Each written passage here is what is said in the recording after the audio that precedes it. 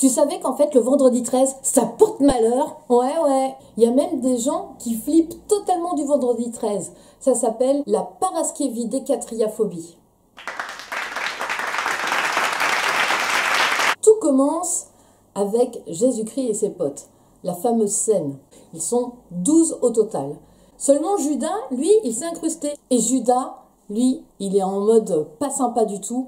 Et il met la misère à Jésus. Depuis, 13 à table, ça porte pas chance. Même ambiance dans la mythologie. Odin, le dieu de la mythologie nordique, fait un banquet avec 11 autres dieux. Là, Loki, il apprend ça. Loki, c'est le dieu du mal. Il fait quoi? Quoi, je suis pas invité là? Il s'incruste, il est vénère, baston, et du coup, avec une flèche empoisonnée, il tue Balder, le bien-aimé. Enfin, pas pour tout le monde, quoi. Pareil, le chiffre 13 dans les pays scandinaves, c'est no way. Autre hypothèse, c'est que le chiffre 12, c'est le chiffre où tout va bien. Il y a les 12 mois de l'année, les 12 signes du zodiaque, les 12 travaux d'Hercule, les 12 constellations et les 12 coups de midi sur France 2 avec Jean-Luc Reichmann. Et donc le chiffre 13, il vient tout désorganiser. Non, le chiffre 13, si tu pouvais rester chez toi, ce serait bien. Oh, ça va les gars. Ça, c'était pour le chiffre 13. Mais alors, pourquoi le vendredi?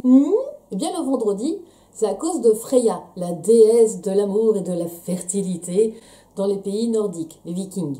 Tous les vendredis, tous ces adorateurs venaient la voir et elle distribuait l'amour et tout ça. Mais en fait, quand le christianisme arrive en Europe, ils décident qu'en fait, Freya, c'est une sorcière, qu'elle invite 11 autres copines et le diable en personne. 11, Freya, le diable, comme par hasard, ils sont 13. Et alors, dans la Bible, le vendredi, c'est là où le diable tente Ève avec le fruit défendu. Eh vas-y Ève, mange une pomme. Ah ouais, sympa, merci.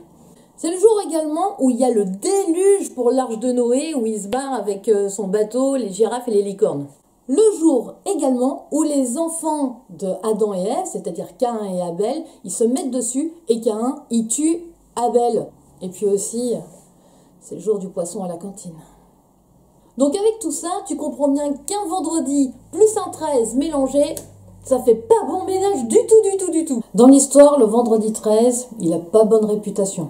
Ça commence déjà par la crucifixion de Jésus-Christ.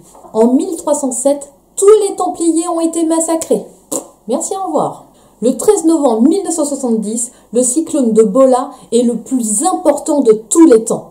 Il tue 300 000 personnes au Bangladesh et il provoque des inondations faisant 1 million de victimes en Inde.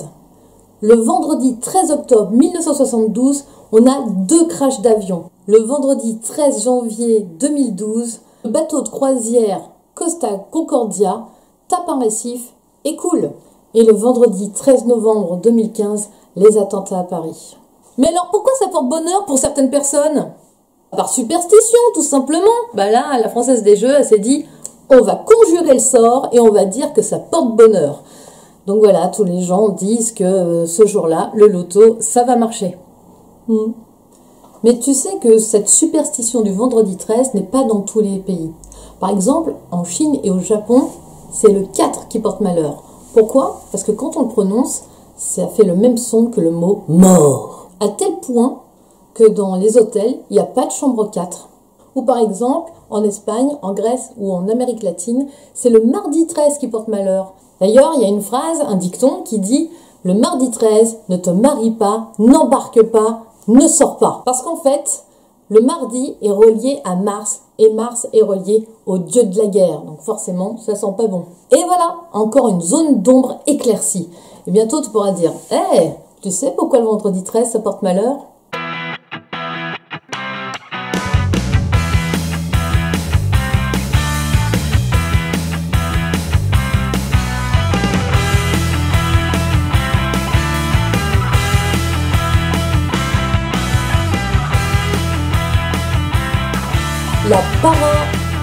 La paraskevi.